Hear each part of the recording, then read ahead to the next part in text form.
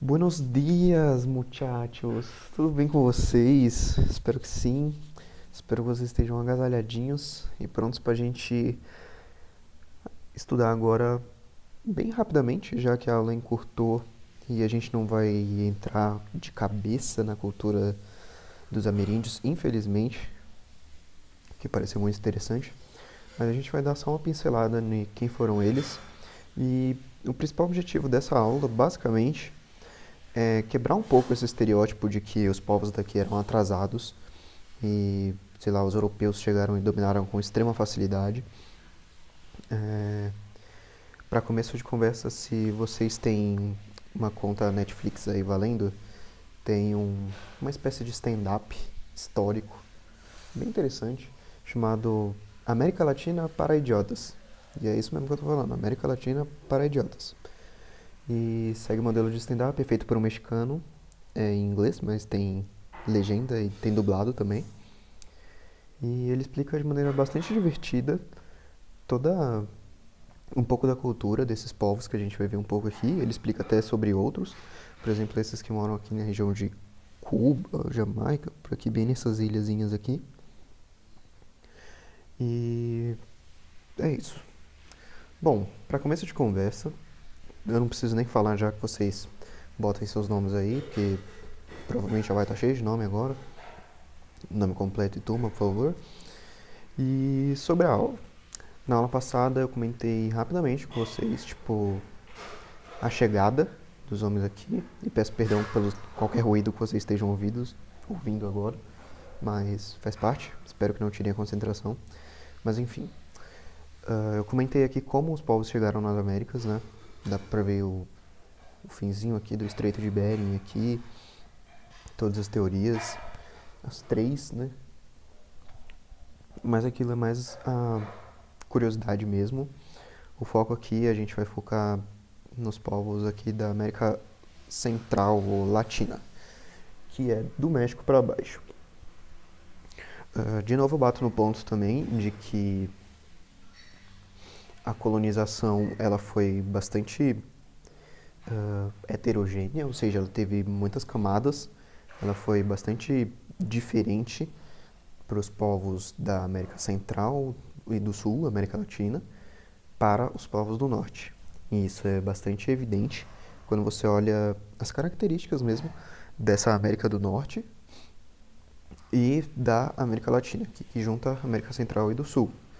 Por exemplo, na América do Norte a gente tem os Estados Unidos e o Canadá, que são gigantes econômicos, têm o IDH muito mais alto comparado a gente, e são países industriais e com bastante poder e na geopolítica.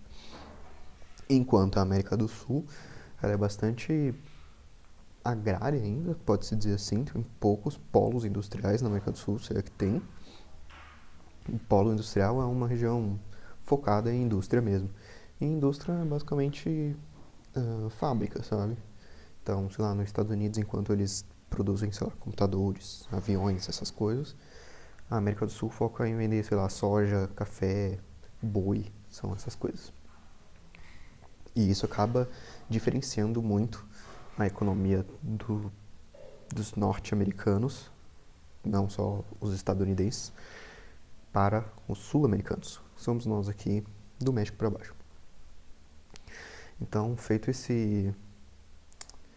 tendo esse realce que é importante ter, e relembrando também, é muito importante lembrar que essa distinção ela não foi à toa, ela foi principalmente pelo clima. Então, se aqui tivesse uma extensão desse mapa, a gente veria que a Europa, nessa mesma linha de latitude, se não me engano, longitude, horizontal é qual? Ih, vou ficar devendo aí pelo professor de geografia. Mas enfim, na horizontal aqui, a Europa estaria no mesmo nível dos Estados Unidos e do Canadá. Por isso que eles têm um clima bastante semelhante. Enquanto África e Brasil e até um pedaço ali da Ásia estão na mesma linha aqui. Então, o clima é semelhante. Lógico que não vai ser idêntico. Por exemplo, a gente tem a floresta amazônica na mesma linha aqui horizontal do deserto do Saara, por exemplo. Mas enfim, isso é outro assunto. Mas lembrem-se que os europeus escolheram povoar o norte muito por causa do clima, principalmente por causa do clima. Enquanto o nosso clima aqui subtropical e muito propenso à agricultura ajudou a, a gente se tornar a colônia de exploração. Ajudaram os europeus, né? A gente não ajudou muito não. Enfim, feito esse pequeno resumo, a gente vai começar falando dos impérios que aqui estavam. A gente vai dar destaque para 3 específicos, que são os astecas, aqui na região do sul dos Estados Unidos, aqui um pouco acima da América Central. O Império Maia, que também divide o mesmo espaço. A gente vai ver que os maias, eles vieram um pouco antes dos astecas, e eles meio que não coexistiram, porque quando os astecas começaram a se expandir por aqui, o Império Maia estava cedendo espaço. Então, dá para dizer mais ou menos que eles coexistiram. Inclusive, muitas coisas que eu vou passar aqui nessa aula que eu vou atribuir aos maias ou aos astecas, é muito fácil de se confundir e vocês vão achar, por exemplo, fontes na internet que algumas delas vão dizer que são criação dos maias, outras dirão que são criação dos astecas. Então, esses 2 povos em específico, eles trocaram muito de cultura, eles são bastante semelhantes. E o Império Inca, aqui, que é o maior em território, como dá pra ver, ele está mais ao sul, então ele não trocou tanto com os outros impérios, mas a gente vai ver que todos os 3 eles têm características muito parecidas. Assim como a gente viu toda aquela bagunça na Europa no começo da Idade Média, a gente vai ver que aqui tem o mesmo cenário de conflito, perdão, mas aqui não vai ter essa característica feudal, por exemplo. Ao mesmo tempo que não tem um comércio muito alongado na região, assim, por exemplo. Vai ter um comércio entre as cidades-estado, que aqui estavam, mas não é algo tão entre as cidades. Pelo menos não o que eu apurei aqui para vocês. Falando em apuração, é importante ressaltar também que a história da América ela é bastante complicada, porque muitos dos povos que aqui estavam, muitos não sei, dá para dizer poucos pelo menos, ou alguns dos povos que aqui estavam, eles tinham como cultura, ou como hábito, destruir vestígios de povos que foram derrotados por eles. Então isso vai dificultando a gente achar fontes confiáveis ou material histórico para entender melhor as sociedades. E o que piorou tudo isso foi a chegada dos europeus, que esses sim fizeram um trabalho bem caprichado em apagar a história desses povos. Então, existem poucas coisas, mas ainda significantes. Tem umas que eles não apagariam nem se quisessem, tipo as pirâmides.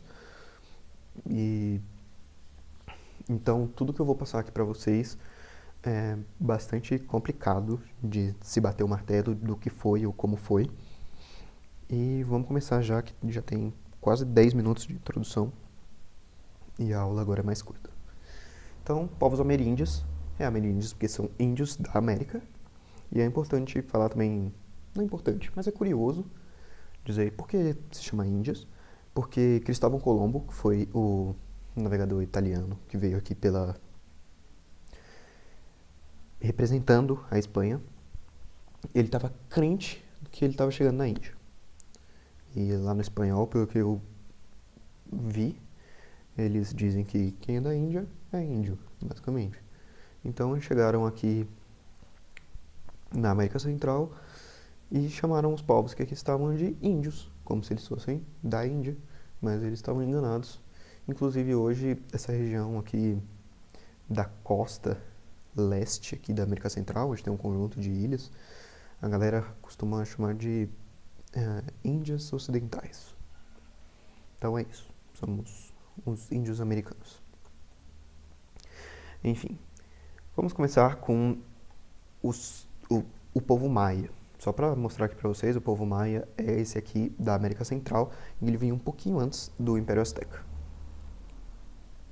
Aqui eu peguei uma imagem atual, dá pra ver até pela roupa das pessoas aqui, que elas não são maias, que é o Templo de Jaguar, pela região de Tikal, que hoje é a Guatemala. E a Guatemala é bem ali na América Central mesmo. Ela foi construída pelos maias nessa cidade-estado chamada Tikal. Dá pra ver aqui que ela é bastante alta. Acho que essa, perdão pela falta de precisão aqui, mas acho que essa ainda não é a maior pirâmide aqui da América. Talvez a gente veja qual seja depois. Ou eu dou uma apuradinha e mando pra vocês, só por curiosidade mesmo. Mas eu lembro que algumas pirâmides, ou alguma pirâmide aqui da América, ela chega a ser maior do que as pirâmides egípcias. Questão de volume, questão de que cabe nela. Enfim, sobre os maias. É importante ter um contexto também de que, como já disse, é muito difícil de saber com precisão mesmo quando eles vieram, de onde eles vieram, seus descendentes e tudo mais. Então, tendo isso em mente. Entre 1500 e 500 a.C., ou seja, muito tempo atrás, surgiu a cultura Olmeca. Então, os Olmecas já era uma civilização aqui da América Central antes dos maias. E existiam outras também. Eles já tinham alguns avanços tecnológicos, por exemplo, eles desenvolveram grandes reservatórios de pedra para o armazenamento de água. E como aqui a gente vai ver um pouco mais para frente aqui na questão das chinampas e todos os outros três, a agricultura era muito importante. A agricultura é importante até hoje, inclusive, mas nessa época ela era a principal fonte de comida, desde que os povos dominaram a agricultura mesmo e, sei lá, se plantaram na terra. A gente vai ver isso mais pra frente. Se a gente não vê, eu falo ainda. Enfim, eles tinham sacerdotes como principais organizadores da sociedade, inclusive recebiam impostos. Os impostos eles não eram assim monetários, eles não eram em moeda, em dinheiro. Às vezes eles eram em trabalho forçado, eles eram em produtos mesmo, que vieram das plantações. Então, não deixava de ser um imposto, mas não era esse imposto que a gente paga hoje, por exemplo. Em 1 a.C., os Olmecas, eles já vão desaparecendo, já é uma civilização que ela é bastante duradoura, mas que não vai ter tanta coisa a contribuir para a nossa análise aqui da América, tirando o fato de que eles foram muito importantes para a construção da imagem do Império Inca, do Império Maia, desculpa. Os Olmecas vão desaparecendo graças a conflitos regionais, como já disse, da semelhança com a Europa da Idade Média, era gente invadindo gente, mas deixaram também aqui técnicas agrícolas, o artesanato têxtil de barro, têxtil é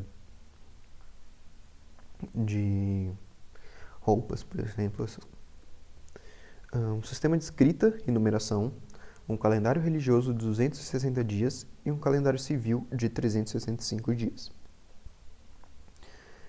Eu fiquei um pouco surpreso com a semelhança com o nosso calendário aqui, mas, salvo engano, o nosso calendário era inspirado no calendário grego, não no calendário Olmeca aqui, apesar da mesma quantidade de dias.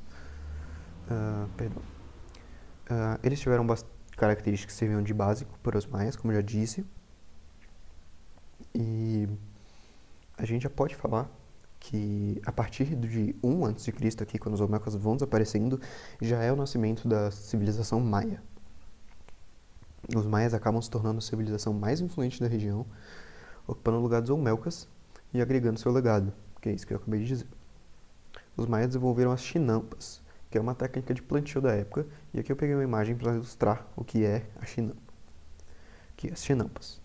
São plantações elevadas e distribuídas, dá pra ver aqui eles jogam em cima de um rio, eles constroem isso em cima de um rio, e aqui eles separam as chinampas, que são essas pequenas ilhas aqui no meio do rio, por um pouco de barro, e aqui a água faz o trabalho de separação mesmo, mas aqui embaixo tem tipo um vãozinho assim, ó. E isso favorece o cultivo das plantações aqui em cima e uma certa e maior variação mesmo. Então eles não eram tão dependentes do solo específico daquele lugar, já que eles conseguiam transportar, entre aspas, o solo para essas chinampas e aí produzir o que eles queriam. Então já era uma técnica de plantio muito, muito interessante, considerando que na Europa a gente não viu muitas técnicas da agricultura tão boas assim, até porque eles não tinham rios também, né? Um pouco injusto essa comparação, mas principalmente até a Idade Média, e aqui a gente está falando de antes de Cristo, sabe? Enfim, seguindo. Eles desenvolveram as chinampas. Opa, acabei me perdendo aqui, perdão. Ah, em si. Eles eram politeístas e adoravam deuses, como o sol, a lua, a chuva, principalmente coisas relacionadas à natureza, já que era o que eles tinham maior contato, obviamente. E politeístas vem de poli, que são muitos, e teístas vem de deuses. Então eles acreditam em muitos deuses, diferente dos cristãos, que são monoteístas, que tem a figura de um deus só, aquele deus com D maiúsculo, que é o grande deus do monoteísmo. Aqui eles são politeístas, acreditam em vários deuses. Aqui eu peguei até a imagem de um deles, que se chama Quetzalcoatl, não sei falar isso aqui, mas ele era um dos deuses adorado pelos maias, e o seu nome significa serpente emplumada. Dá pra ver aqui que tem, tá vendo aqui a cabeça de uma serpente, e aqui várias plumas, tem pernas também, né, mas enfim. Tá, um pouco da economia dos maias. Eles se organizavam de uma maneira em que existiam as terras da população e as terras do Estado. Então, a princípio, as terras eram do Estado mesmo, mas o Estado dava a posse útil, que é basicamente utilizar aquela terra para o plantio, para a sobrevivência mesmo, para a população produzir, e assim a terra era coletivizada. Ou seja, não existia, tipo, esse pedaço de terra vai aqui pro João, esse pedaço aqui vai pro José. Só esses pedaços aqui são para vocês. Então, não tinha essa ideia de terra ser privada de uma pessoa só ou de uma família. A população, ela dividia a terra. Por isso que é coletivo, é coletivizada. E eles pagavam impostos também em troca dessa generosidade de dar a terra. Eles viviam basicamente da plantação, então o milho era o principal produto cultivado pelos camponeses que viviam ao redor das cidades-estado. Eles tinham um comércio bastante importante também, eles trocavam bastante, né? Tem essa lógica do escambo, que é a troca de produtos por outros produtos. Então, se está sobrando milho de um lado e faltando, sei lá, tomate no outro, aí eles encontram uma pessoa que está sobrando tomate e faltando milho e trocam. Esse é o escambo. Eles formavam uma sociedade estamental e rigidamente dividida. Aqui é meio até redundante, repetir o que eu já falei, mas a sociedade estamental é uma sociedade rigidamente dividida, é exatamente isso. Eu lembro de ter explicado isso em Idade Média mesmo, de que se você nasceu pobre, você vai morrer pobre, se você nasceu rico, você vai morrer rico. E tem um período em que a gente pode apontar como um período do novo Império Maia, que é por volta dos anos 900, que os maias acabaram sendo influenciados por outro povo que morava pela região, que são os toltecas. Os toltecas, eles não se tornaram um grande império, como os três que a gente está vendo aqui, mas eles influenciaram bastante a cultura maia. Essa fusão criou uma civilização urbanizada, militarista e teocrática. Então, urbanizada porque eles tinham estradas, eles tinham, por exemplo, até calçamento, eles tinham. Militarista porque eles eram muito focados na questão de dominação e defesa. E teocrática porque a religião moldava a sociedade. Os maias já trabalhavam com conceito de zero. Desenvolveram calendários como o Tzolk'in, que é o calendário religioso de 260 dias, e o Haab, calendário civil de 365 dias. É importante lembrar que talvez eu esteja falando esses nomes todos errados. Peço perdão aí a quem queria ouvir o nome de maneira certa, mas não sei pronunciar isso. Enfim, os maias já conseguiam acompanhar eclipses e movimentos planetários, graças ao seu conhecimento de astronomia. Quando os espanhóis chegaram, os maias já estavam em declínio. Lembrando, os espanhóis chegaram ali por volta de 1530, e eles acabaram ficando conhecidos, os maias, obviamente, ficaram conhecidos como os gregos da América pela sua organização de cidade e estado.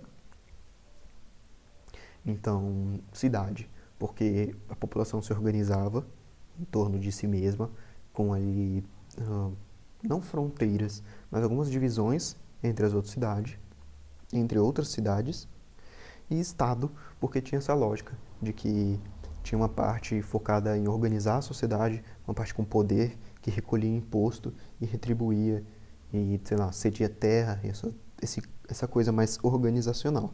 Então dá para dizer que eram cidades-estado. Assim como os gregos foram um dia. Então a gente vai aqui para os astecas agora. Aqui eu peguei a imagem de um dos deuses também. Não spoiler logo de vez. Todos os 3 impérios que a gente vai ver hoje, todos os 3 eram politeístas. Nenhum povo que a gente vai ver aqui acabou adotando um deus só como numa religião monoteísta. Isso só vai acontecer com a chegada dos europeus e a proliferação, que é o espalhamento do cristianismo, que é a principal religião monoteísta. Então vamos para os astecas. Os astecas ficavam a noroeste do México, em uma região chamada Aztlán, e daí veio o termo asteca. Então, como eu mostrei lá naquele mapinha, será que vale aqui? Acho que vale reconsultar.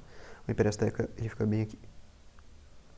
Bem ao norte da América Central mesmo. Ele ficava, né?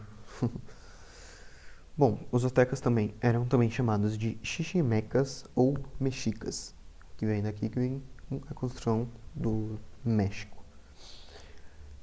É importante também essa data de 1325, que é a data de fundação da capital do seu império, que é Tenochtitlan, que é a Rocha dos Cactos, que hoje é basicamente a cidade do México.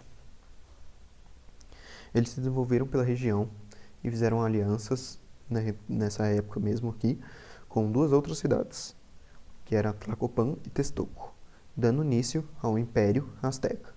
Então eles antes eram um povo forte, mas eles se fortaleceram, se aliando com povos ao redor e dando início a um grande império, que não era um império azteca ainda, mas...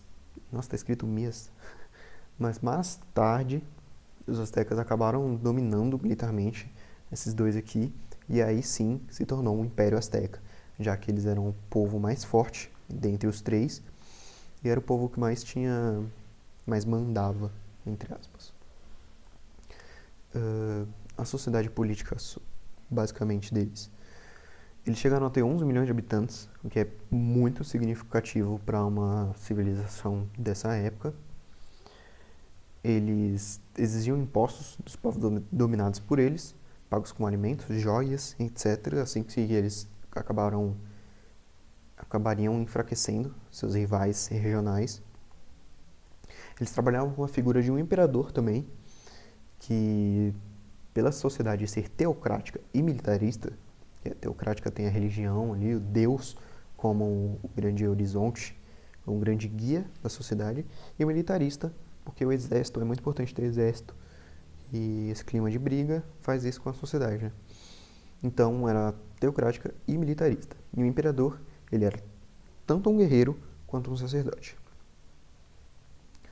A pirâmide social dos astecas, ela tinha aí 4 estágios, que era o imperador em cima, seguido pela nobreza, que não tem um acúmulo de riqueza ainda na época, então a nobreza normalmente é associada a amigos do rei, ou familiares do imperador, desculpa.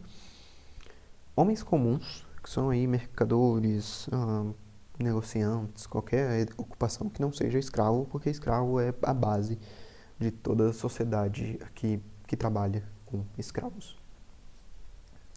Ela não era uma sociedade completamente estamental aqui entre os astecas, e os escravos, geralmente criminosos ou pessoas endividadas, podiam ter posses e famílias. Então é importante ver que tem diferenças em como os povos tratam seus próprios escravos. Eles se organizavam em clãs também, chamados calpuli. Esses calpuli também eram importantes para a organização regional do império. Como eu já disse, os astecas eram politeístas e eles tinham uma peculiaridade que eles acreditavam que eles eram o povo escolhido para a manutenção do universo. Faziam isso por meio de sacrifícios humanos. Então eu li que eles acreditavam que a humanidade nasceu de um sacrifício dos deuses e eles, na vida, deveriam retribuir esse sacrifício com o seu próprio sangue. Então, entre os astecas, era padrão de sacrifício humano. Então, eles chegavam a arrancar o coração das pessoas, ainda vivas, inclusive.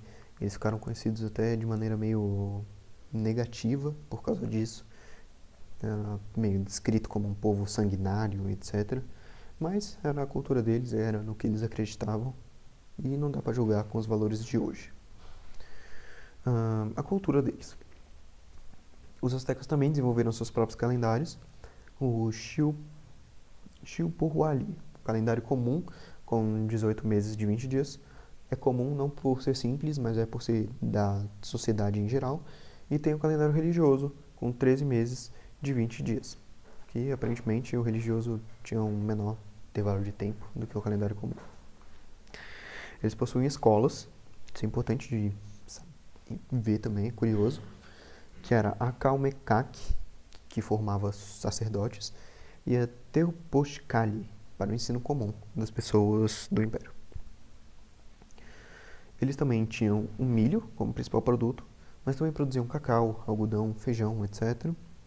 Eles criaram um mercado de Tlatelolco, que era uma cidade basicamente voltada, tinha um centro voltado para o negócio, para o mercado. Então, você ia lá para trocar legumes, frutas, escravos, era a zona de comércio do Império Azteca. Eles acabaram adotando a semente de cacau como moeda. Que moeda entre aspas, né? Não era a moeda mesmo do Império, mas funcionava ali como troca. Aqui eu peguei uma foto do Hernán Cortés, que é o espanhol dominador que vai chegar na América Central com seus exércitos e tal, vai ser um dos principais responsáveis pelos confrontos contra os impérios que aqui estavam, junto com Montezuma II, que era o imperador do Império Azteca na época em que os espanhóis chegaram aqui. É importante lembrar também que os espanhóis eles não chegaram lutando contra todos os impérios da América. Eles foram muito bem recebidos, inclusive, pelo que eu li, de maneira bastante pacífica, mas eles acabaram se aliando com umas tribos e aí usando dessa tribo para guerrear com outras.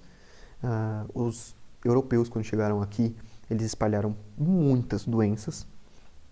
Tem um livro bastante importante, escrito por um escritor uruguaio, se eu não me engano, que é As Veias Abertas da América Latina. E o escritor se chama Eduardo Galeano. E logo na introdução do livro ele comenta que só as doenças que os europeus trouxeram para a América Latina mataram 40% da população indígena toda. Então, quase a metade dos nativo-americanos morreram só das doenças novas que eles não estavam preparados para receber dos europeus.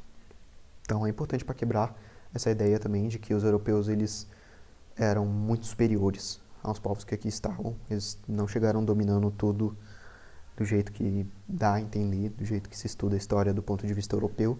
Muito pelo contrário, eles usavam de um contra os outros, desses conflitos regionais que tinha mesmo, e muitas das doenças fizeram um trabalho que os europeus teriam de fazer. Agora a gente vai para o terceiro e último grande império da América, que são os Incas. Aqui eu peguei o mapinha da América do Sul, tá em inglês aqui, o The Inca Empire, mas dá para ver que eles eram principalmente o maior império da América Latina. talvez das Américas, e eles pegavam aqui países aqui como o Chile, como a costa aqui, a Bolívia, um pouco da Argentina também. É que aqui não tem as demarcações dos países de hoje, mas aqui Lima é a capital do Peru também. Enfim, eles eram o maior, em questão de território, o maior império da América. Eles ficavam, como eu já disse aqui, por essa região aqui. E eles não foram a primeira civilização da América. Existiam civilizações antes deles. Inclusive, eles eram um povo nômade até eles conquistarem os povos vizinhos e assim se estabelecerem na Terra e formar esse grande império que veio a ser. Então, só para fazer uma distinção para vocês entenderem, um povo nômade é um povo que não tem lugar fixo, é um povo que viaja, é um povo que ora tá, sei lá, aqui, aí eles viajam para cá, e eles viajam para cá, eles vão migrando. Daí vem um nômade. E quando eles se estabelecem, eles passam a ser sedentários. Sedentários, hoje a gente usa aí como uma pessoa preguiçosa, uma pessoa que fica parada, e é daí que veio mesmo que os sedentários são povos que dominam a agricultura e acabam ficando parados, ao invés de ficar como os nômades, indo de um canto para o outro. Então existe essa distinção, que não é restrita a um povo só, inclusive. A organização social dos Incas. Ela é bastante semelhante aos astecas, que era bastante semelhante também aos maias. Eles também têm um governo teocrático e militar. Ele tem uma pirâmide social, não só uma pirâmide parecida, que é o imperador no topo, depois a nobreza, junto com os funcionários do Estado, o clero, e os curacas, que são líderes locais, que são basicamente funcionários do Estado mesmo. Depois, os cidadãos comuns e, no fim, camponeses e escravos. Aqui eles tiveram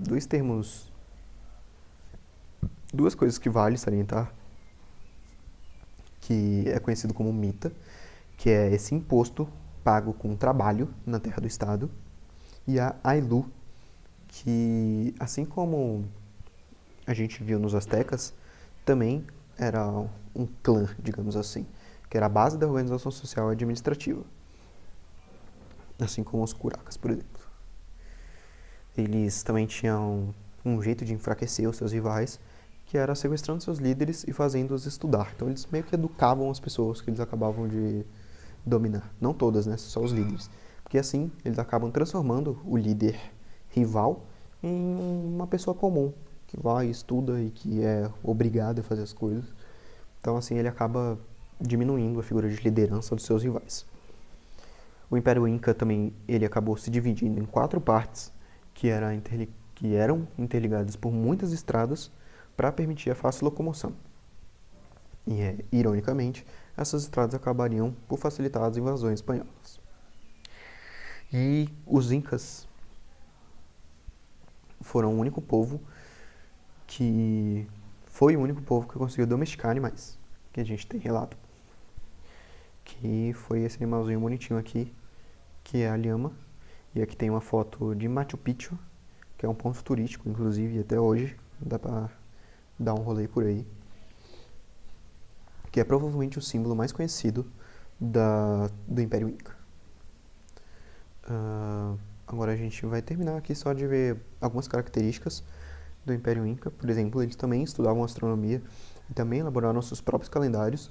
Inclusive, um ponto positivo dos povos da América é que eles tinham um conhecimento de astronomia muito surpreendente. Eles conseguiam, por exemplo, prever, entre aspas, eclipses e o surgimento de planetas visíveis a olho nu. Uma coisa bastante surpreendente para a época. Eles também eram politeístas e adoravam deuses que eram basicamente representações da natureza. E eles tinham como um hábito também fazerem cerimônias com dança e xixa, que é uma espécie de cerveja à base de cereais. E eles também tinham o hábito do sacrifício humano e o sacrifício de lhamas, tadinha da lhama. E os espanhóis, eles chegaram aqui e conheceram os Incas em 1532, que era quando o Império estava no seu auge, e eles acabaram surpreendendo pela organização e pelas obras de arquitetura.